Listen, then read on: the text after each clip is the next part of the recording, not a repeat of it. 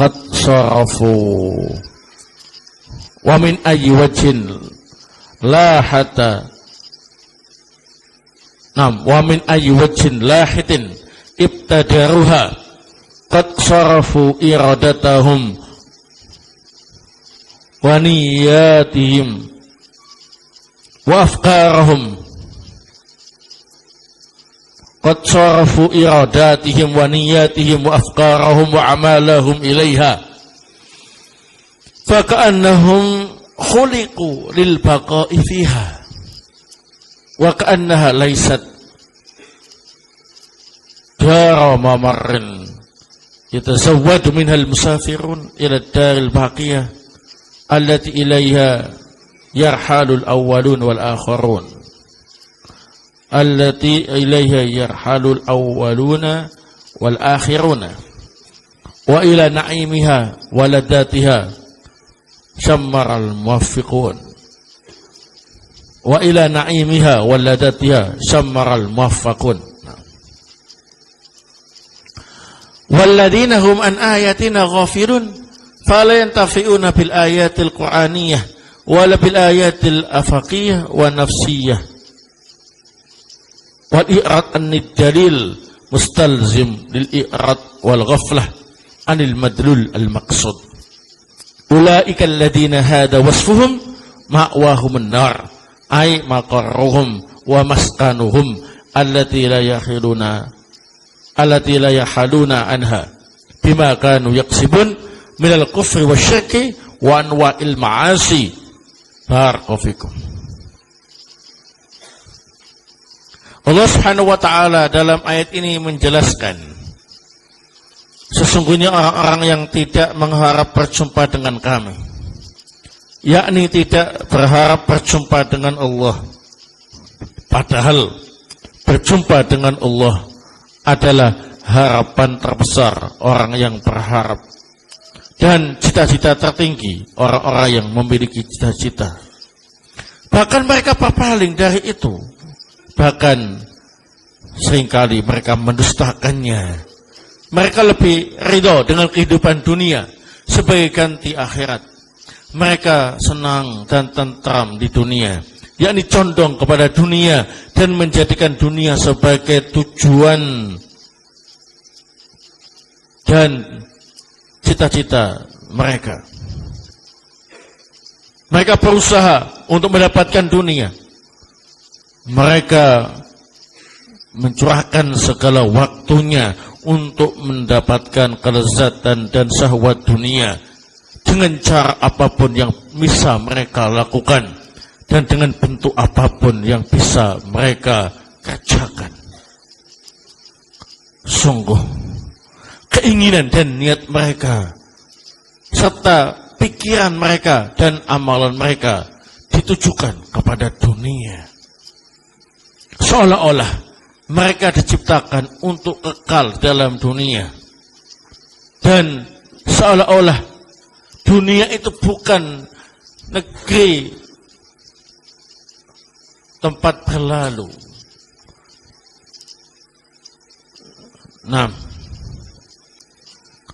Sehingga orang-orang yang safar dari dunia berbekal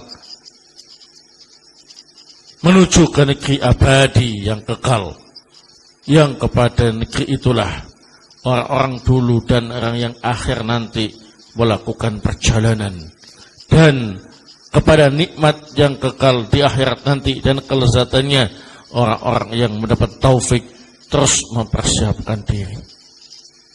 Dan orang-orang yang lalai dari ayat-ayat kami tidak bisa mengambil manfaat ayat-ayat Al-Quran atau ayat-ayat yang ada di ufuk atau ayat-ayat yang terkait dengan diri mereka. Berpaling dari dalil menyebabkan berpaling dan lengah dari sesuatu yang ditunjukkan oleh dalil itu. Mereka yang sifatnya seperti ini, tempat tinggalnya atau tempat kembalinya ialah neraka. Tempat tinggal mereka adalah neraka dan mereka tidak akan bisa pergi dari neraka dengan sebab apa yang mereka lakukan dari kekufuran, kesyirikan dan berbagai macam kemaksiatan. Barakallahu fikum. Nah, setelah kita membaca dua ayat dalam surat Yunus, ayat yang ke-7 dan ayat yang ke-8, kita bisa mengambil beberapa faidah. Al-faidatul ula, faidah yang pertama,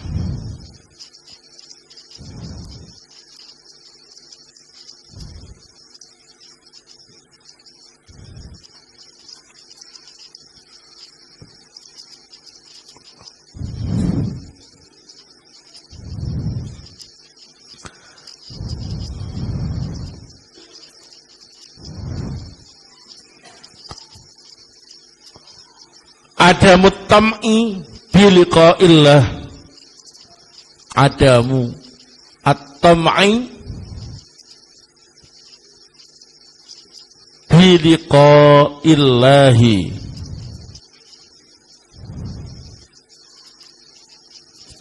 min alamatil kuffar,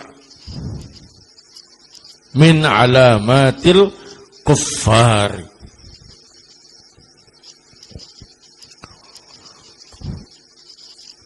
Tidak mengharap berjumpa dengan Allah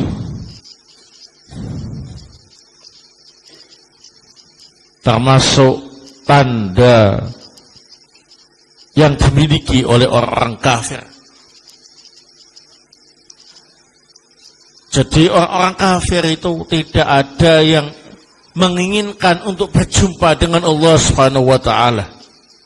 Barakallahu fikum. Taib, karena menurut mereka hidup itu cuma sekali, yakni di dunia saja. Barakallahu fikum.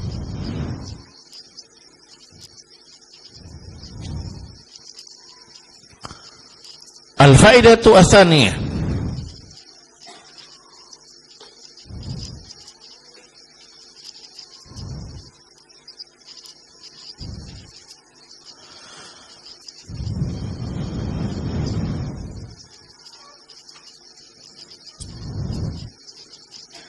an-nahyu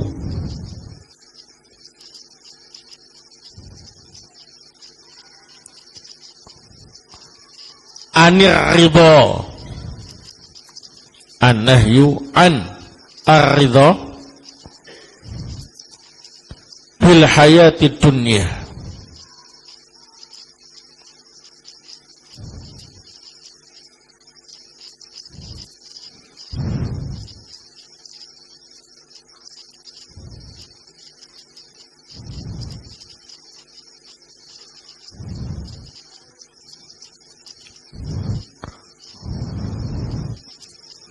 li'annahu min alamatil kuffari aydan.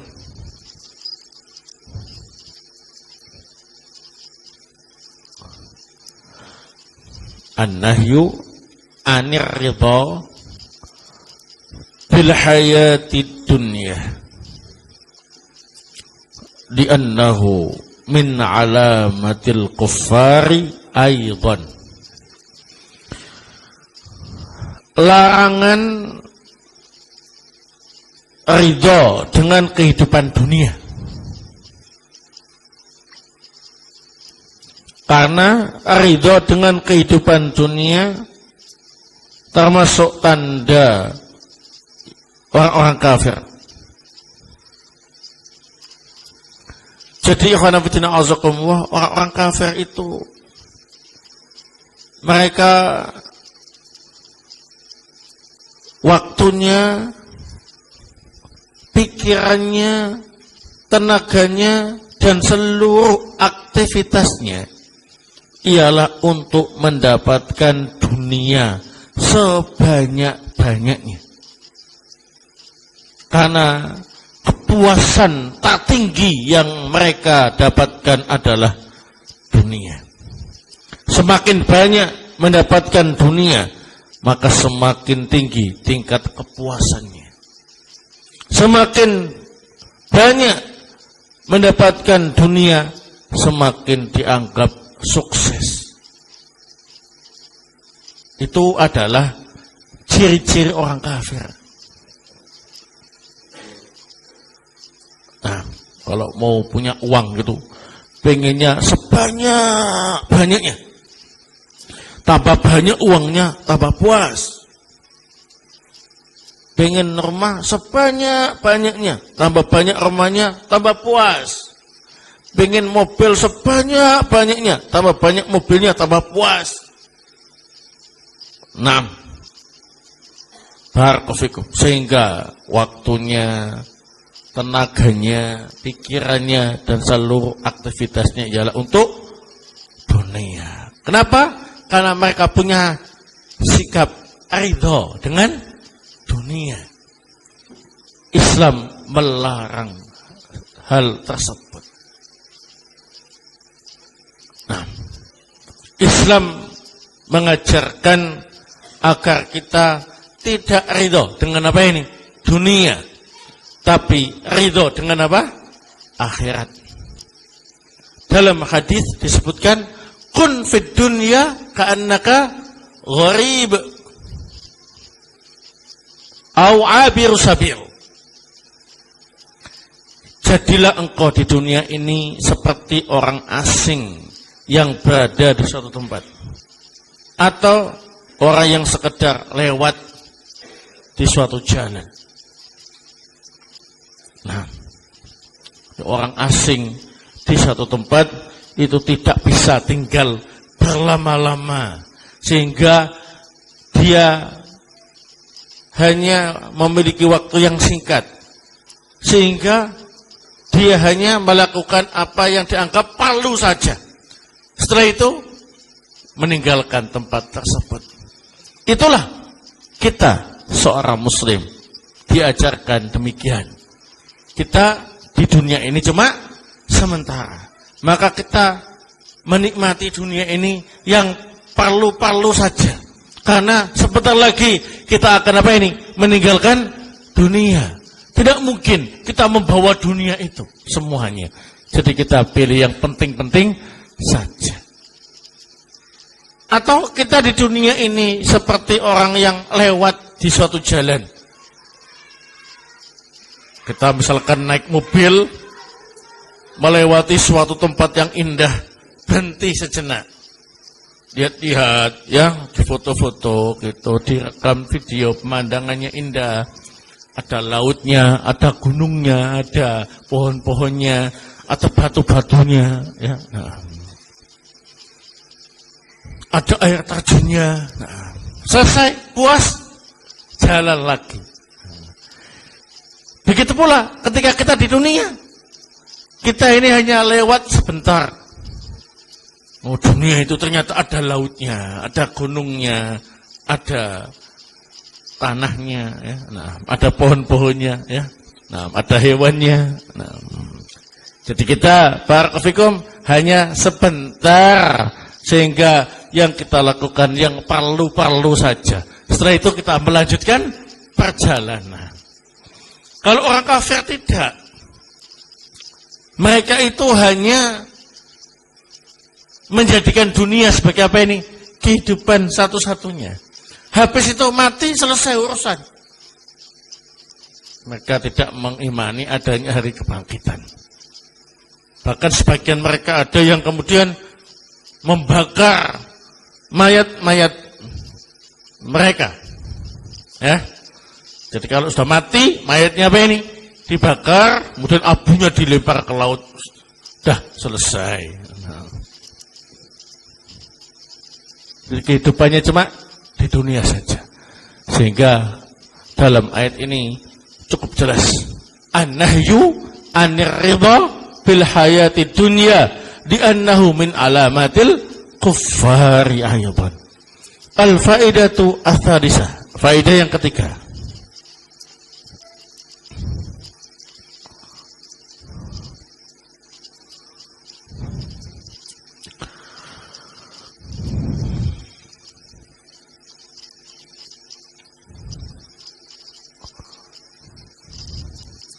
An-nahyu anil ghaflah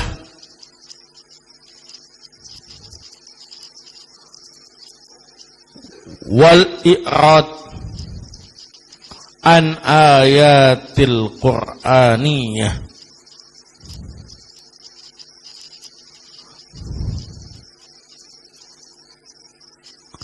Wal ayatil ufuqiyah wan nafsiyah. An-nahyu anil ghaflati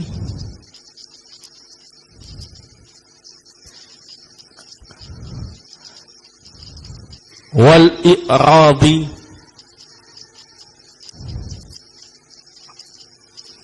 an ayat, ya, anil ayatil Qur'aniyati wal ayatil afaqiyati wan nafsiyati.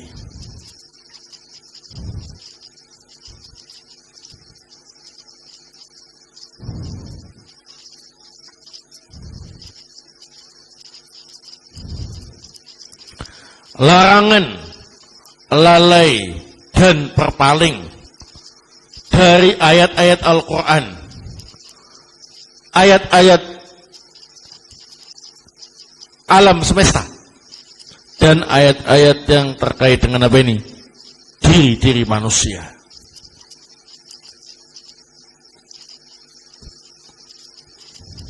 Jadi kalau ada ayat-ayat Al-Quran yang dibaca, yang dipelajari, harus diperhatikan, dijadikan sebagai pelajaran, direnungkan isinya. Termasuk tanda-tanda kebesaran Allah di alam semesta ini harus kita jadikan sebagai apa ini? Pelajaran, direnungkan, diambil hikmahnya. Nah, agar kita semakin yakin bahwa Allah itu adalah zat yang maha kuasa dan yang paling berhak untuk disembah. Adapun orang-orang kafir, mereka biasa berpaling dari ayat-ayat Al-Quran, tidak mau memikirkan tanda-tanda kekuasaan Allah di alam semesta ini. Nah, karena mereka tidak peduli dengan itu semuanya. Barakallahu. Al-faidatu ar-rabi'ah, faidah yang keempat, khuludul kuffari finnar. Khuludul kuffari finnar.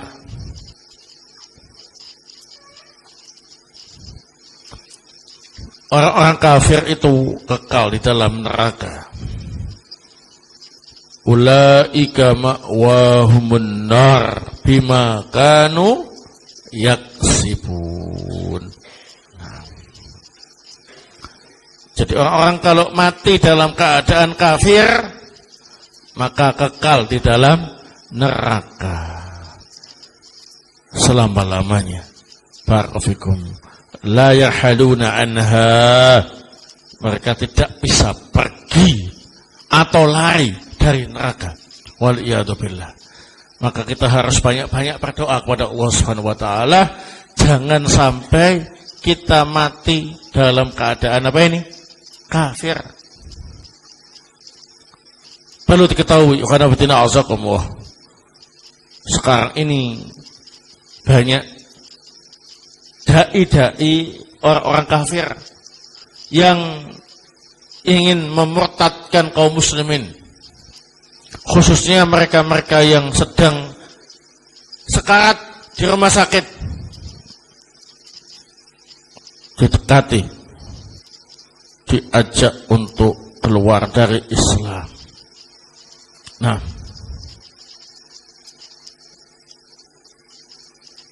apalagi rumah sakit non-muslim yang fasilitasnya lebih canggih, pelayanannya lebih bagus, maka di situ disediakan pendeta-pendeta atau dai-dai non-muslim untuk mendatangi pasien-pasien yang akan mati, kemudian dipaksa untuk apa ini? Keluar dari Islam. Kalau sampai saat itu dia menyatakan keluar dari Islam, kemudian mati di atas kekafiran, maka tempat tinggalnya ialah neraka selama-lamanya. Nah, fala tamutunna illa wa antum muslimun. Jangan sekali-kali kalian mati kecuali dalam keadaan beragama Islam. Nah, kemudian banyak juga permutatan-permutatan di tempat-tempat yang jauh dari informasi. Mereka karena miskin di tempat yang terpencil, didatangi oleh orang-orang Kristen, didatangi oleh orang-orang non-Muslim, dirayu agar mereka meninggalkan agama Islam. Akhirnya banyak dari kaum muslimin yang seperti itu, yang murtad dari Islam. Bila mereka ini dalam kondisi keluar dari Islam, kemudian mati di atas kekafiran, maka ulaika ma'wahumun nar, tempat tinggal mereka itu ialah di neraka. Wal iyadu billah. Nah, jadi khonabudina azakumullah, sekali lagi kita harus mempertahankan keislaman kita sampai mati, sampai titik darah penghabisan, sebagaimana yang telah dilakukan oleh para pendahulu kita, baik dari kalangan sahabat, tabi'in, atau yang mengikuti jejak mereka dengan baik sampai hari kiamat, atau umat-umat sebelum kita yang mengikuti para nabi dan rasul. Banyak kisah-kisah yang disebutkan dalam hadis betapa kuatnya iman mereka, sekalipun kepalanya digergaji, sekalipun dilempar ke dalam kobaran api, sekalipun disisir pakai besi, sekalipun mereka dibunuh, mereka tetap mempertahankan keislamannya. Lebih baik mati daripada harus kembali kepada kekufuran. Karena kalau mati dalam keadaan kafir, maka nasibnya ialah kekal di dalam neraka. Barakallahu. Ini sebagai pemanasan dars setelah Idul Adha dan hari Tasyrik. Adapun ayat berikutnya insyaallah akan kita sampaikan pada pertemuan yang akan datang. Semoga bermanfaat. Subhanakallahumma bihamdik, asyhadu an la ilaha illa anta, astaghfiruka wa atubu ilaik.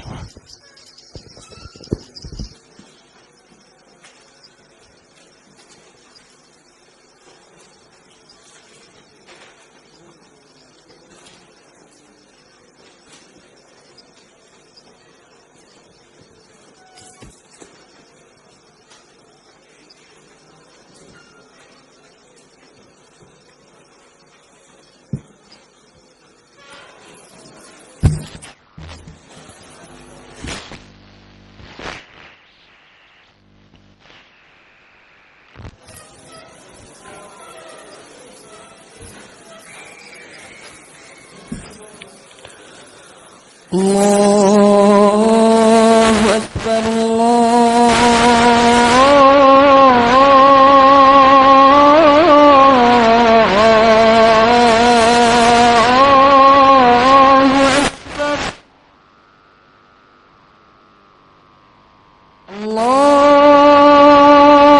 Akbar,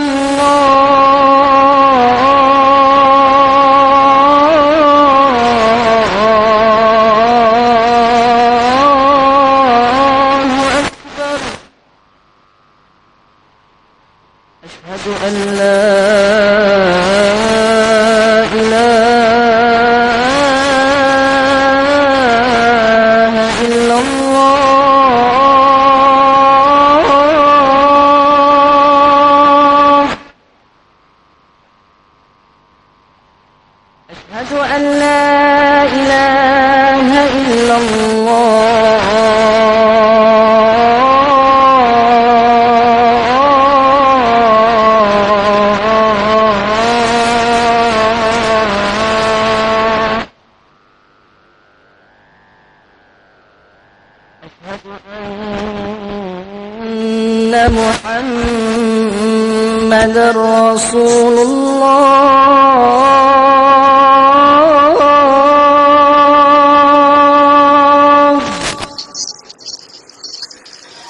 أشهد أن محمد رسول